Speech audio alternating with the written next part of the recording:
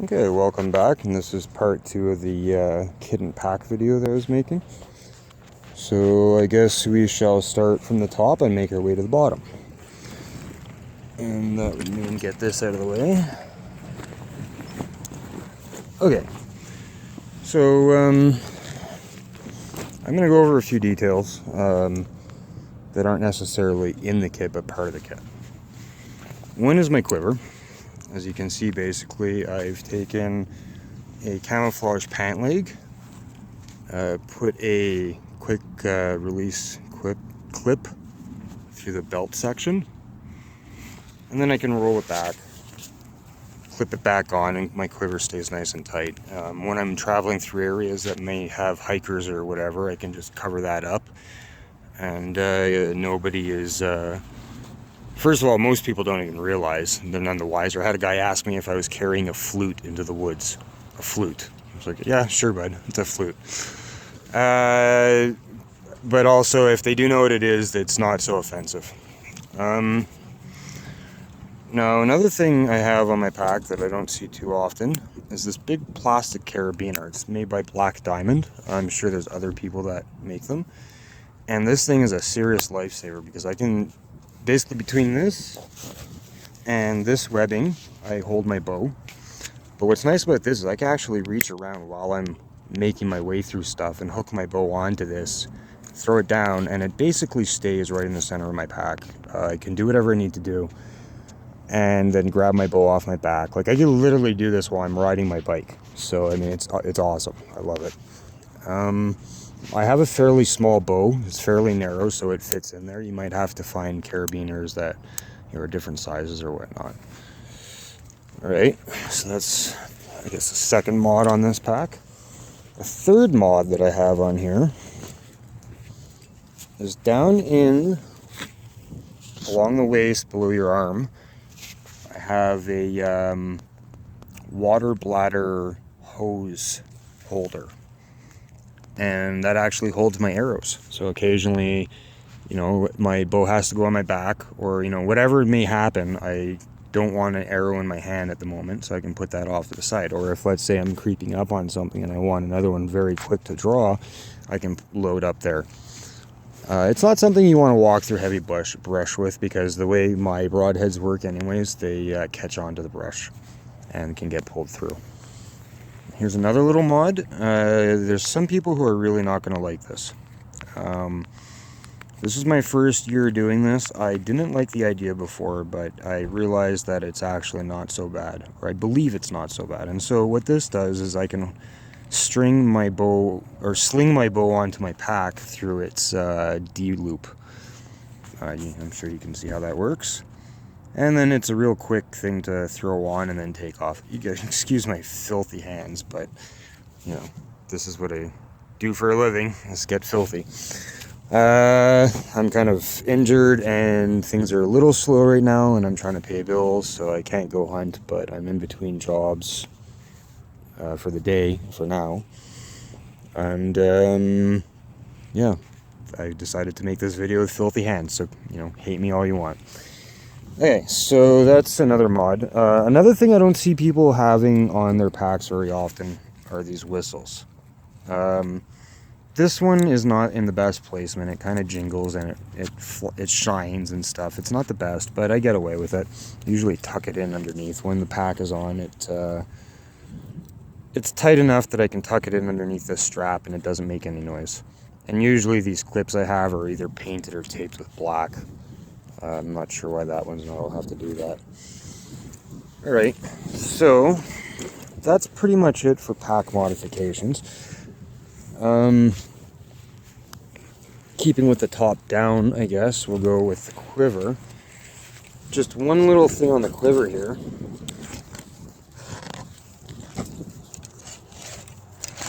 So I've got these arrow booties that I've made. However, they're all kind of tied together on a line, and I'm finding that to actually prove to be a pain in the butt. I'd love some comments and opinions on that one. I thought an alternate design would be to make all the booties on a single piece of leather that and keep it kind of attached with a strap. These aren't going to go back in, are they? All right, we'll just put these off on the side for now. Remember, anti-hunting zone, so just doing this can get me hate. And when I say hate, I mean hate. Alright, so top down. I'm going to have to pretend this 1 liter bottle is a water bladder. I drop mine into something I will never want near my face, mouth, or body, so I promptly dispose of it and don't actually have one at the moment to demonstrate. This is where I also keep my space blanket. Just about everybody keeps one. They're great to have. I've never actually had to use one and for its intended purposes, and I've seen some people demonstrate how they can fail you if they're not maintained properly, such as just throwing them into a pack. But the reason I put this one here is pretty simple. Don't forget, this is the water bladder part of the pack. This is just a cheap pack from Canadian Tire, a store we have here in Canada. Now, so in winter, what I do is I put my water bladder, damn it, there we go. I put my water bladder between the space blanket and my back, and that keeps my water from freezing. I also tuck in my mouthpiece into my armpit. On my setup, I can do that. Your setup, you might not be able to. And then in summer, I do the exact opposite, and that keeps the water cool. Aha! Hunter knowledge. I've actually been hiking and surviving stuff for a lot longer than I'll ever be a hunter, but it all applies. It's all good. All right, so next over. These are basically dog shit bags. They fit rabbits and grouse amazingly.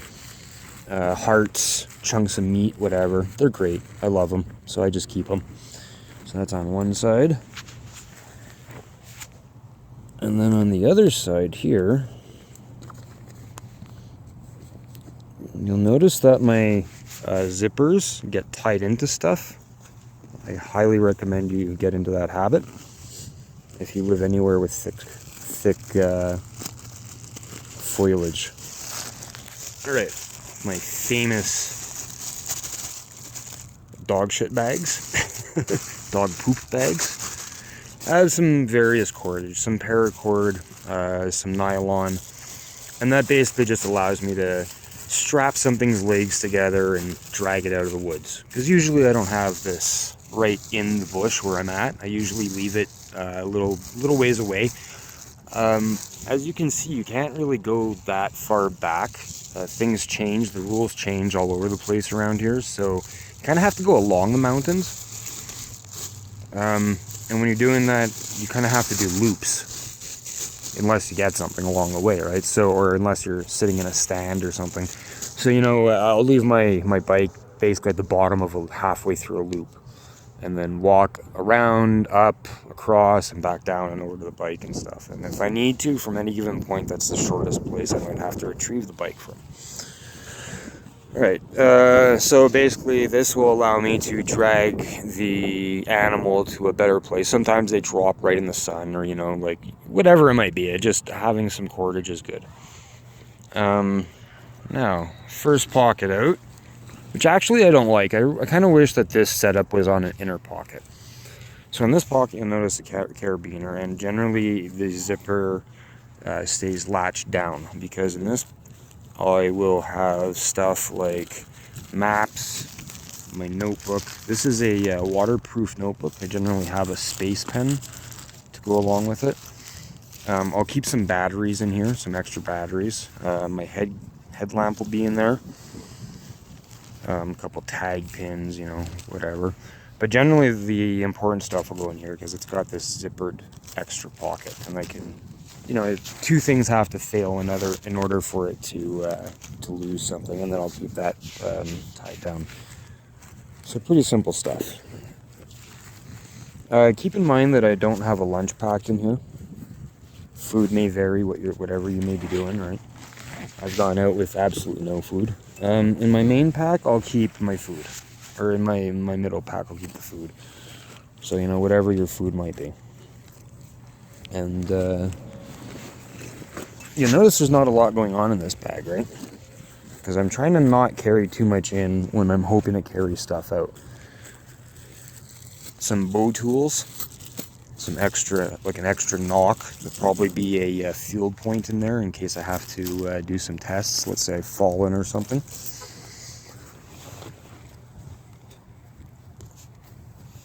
A Leatherman, which is one of my favorite tools, to be quite honest. The Swiss Army knife and the Leatherman are two of my favorite tools.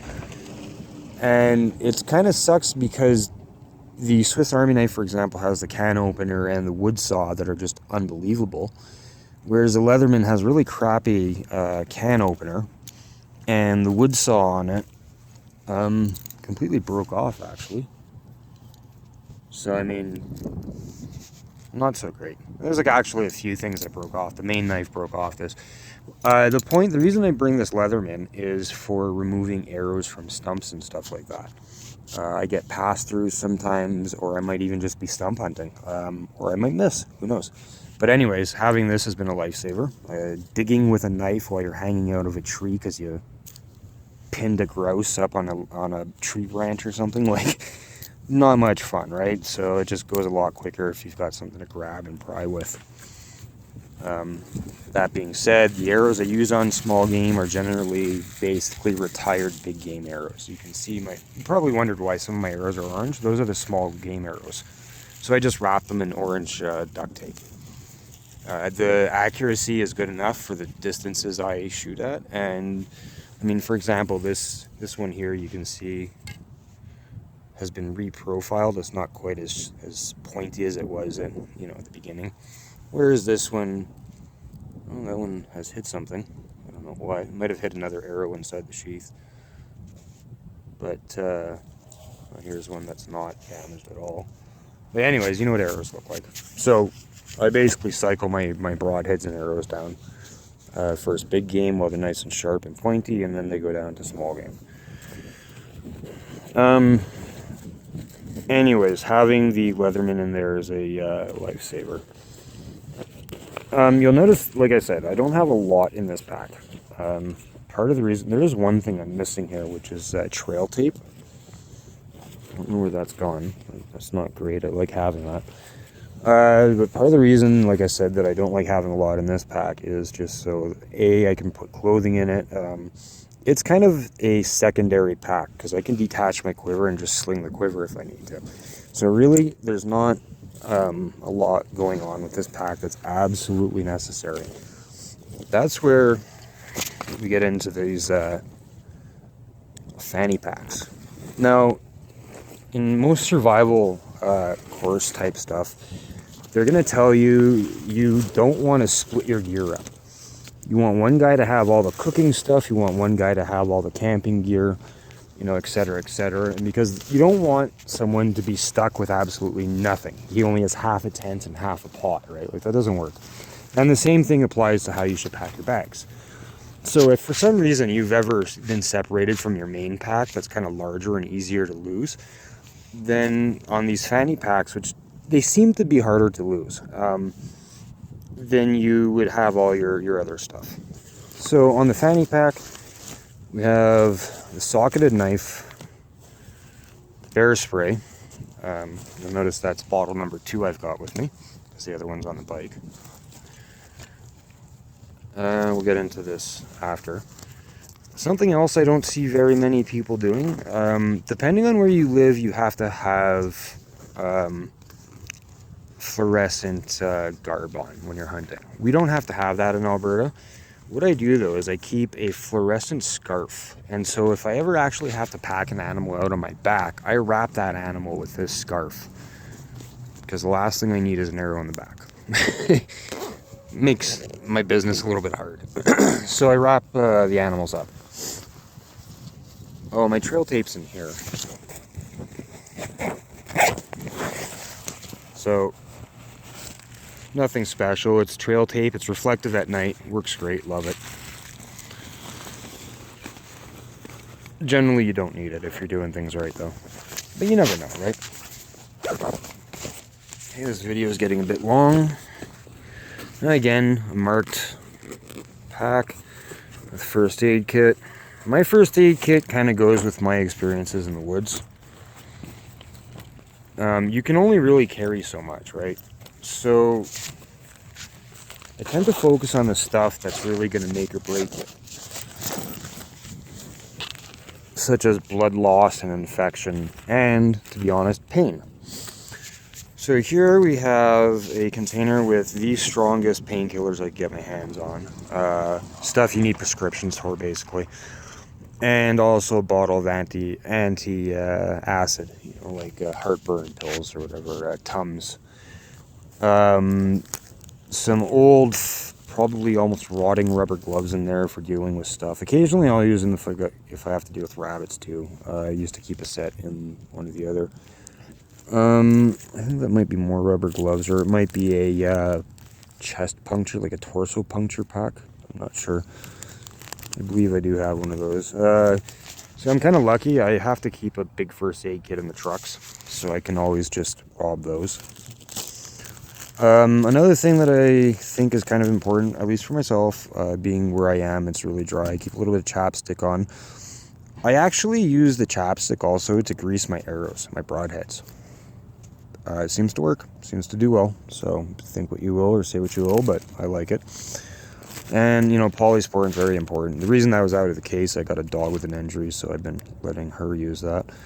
And then basically, I like to have rolls of Band-Aids. I don't like to keep little Band-Aids. I'm not the kind of guy who's really gonna deal with little things too often. If it's something where I suspect might be an infection problem, I'll just use Polysporin, keep things clean, and go about my day.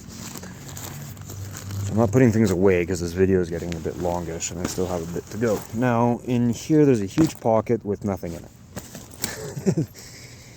And usually doesn't have anything in it, but occasionally if I'll sling my quiver on my back, just bring my bow, put this on, and put a jacket in the back there.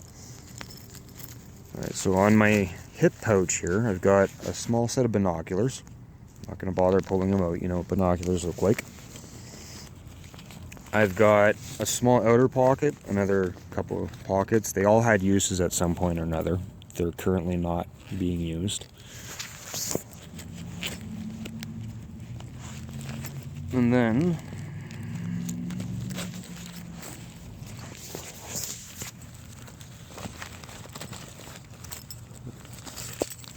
the most important part when you're out hunting, your tags. Now, there's no excuses for not having your tags if you get stopped, including losing them. And since most of us can track, if something were to happen, at least if it's in something like this, I see a lot of guys using like camo cases and stuff. Not me, no way. Mine's fluorescent, it's the same tape I use on those small game arrows. And it can be found, like wherever it is, you can spot that from a mile away. And it's also good for a quick spot check on your way out the door. Alright, so Swiss Army knife and mag block, another one of my favorites. As you can see, I use it frequently enough. The Swiss Army knife, honestly, if the Leatherman could get their can opener and their wood saw together, it would almost be a non-requirement. But because of those facts, the Swiss Army knife is my backup knife as well as can opener and wood saw. Backup knife to my big guy there, right? So basic stuff, nothing too fancy going on there.